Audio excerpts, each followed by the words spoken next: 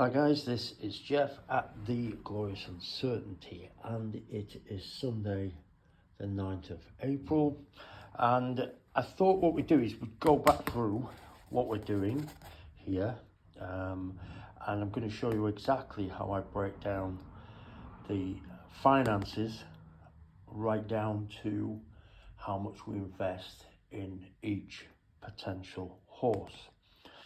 So first of all, and the point of this really is we have to fight fire with fire.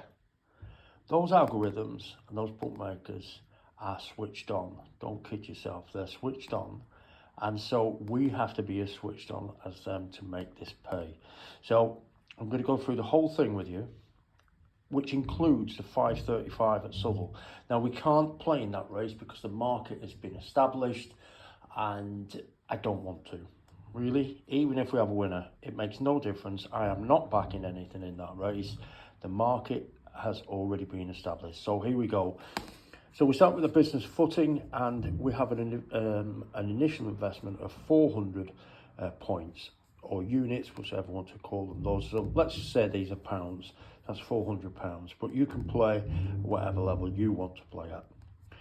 So half of that money is the backbone to our project, which is 200 points, and half of that is our working capital, again 200 points. Okay, now how many times do we invest from our working capital? Well, currently we play in 30 races per month, but this will seriously increase. It will increase, but the figures will be adjusted to accommodate that. Okay. So our working capital, we've got 200, which is there, which is half of our total investment. 200 divided by 30 races is 6.66 points. Now, available capital per race, 6.66 points. We round that down. We always round it down. Round down that to 4.5 points per race, okay? 4.5 points per race. So let's look at where we are at the moment on April's account. I could have taken this back, but it's pretty pointless. So we reintroduce, I said at the start of April, we start with zero, which means a reintroduction of our investment. That can be, in part, was more or less half of that was from profit from previous months. But so again, half backbone to the project, 200, and half is working capital, 200. So far, our working capital of 200 has produced a profit of 42.5. Okay, some of you may get more, some of you get less, but we all have to try to get as close as we can to this number, 42.5. You get bigger prices, brilliant. I know a lot of you play on the exchange, you get much bigger prices than the ones I advise. I play on the exchanges, but I'm just keeping it simple here. So our total working capital has now gone from 200 to 242.5. Half of that profit, 21.25, goes back to the backbone. It goes back to it. So now that 200 is 221.25 and protected because it is not part of our working capital, but half remains working capital. So we've got here 21.25. So we expect to play in 30 races. So now we have 221.25, divide that by 30 because that's how many races we expect to play in. That gives us now 7.38, round it down again to 7 points per race. Okay, so from that working capital now has increased to 221.25. We've preserved half of the profit that's gone back into the backbone of the project. We've now got 7.5 points per race. So how do we invest this race? In this race. So how do I portion points? So as you know from the previous page, I've got 7 points allotted for this race. So Southall 5:35. The system scores the horses. So written broadcast was 64, and these prices, by the way, are as of 12 o'clock today. So the market has already been established. I'm just giving you an example, okay? So the system scores 64 for written broadcast, 63 is Lord Cherry, 52 is Codebreaker, 47 Eladora, and 43 is Back from Dubai. The actual market positions at the moment are second place, favourite, third, sixth, fifth in the market.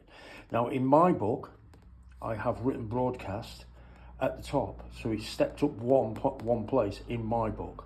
So he's second in the actual market, but I think he should be favourite. Okay, so he's stepped up one. Lord Cherry, I think, should be second favourite, has dropped down. Codebreaker is third and third in the actual market, so it remains static.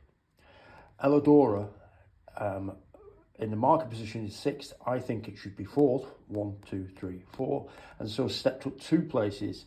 And so, in my opinion, represents value. But this value earlier was 10 to 1. It wasn't 8 to 1. But this is why we're not playing in the race. Okay. So best odds at the moment of writing is 4 to 1.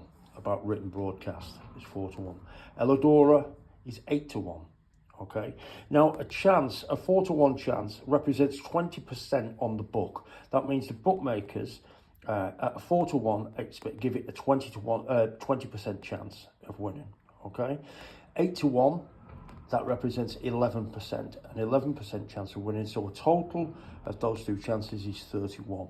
We have 7 points in the race.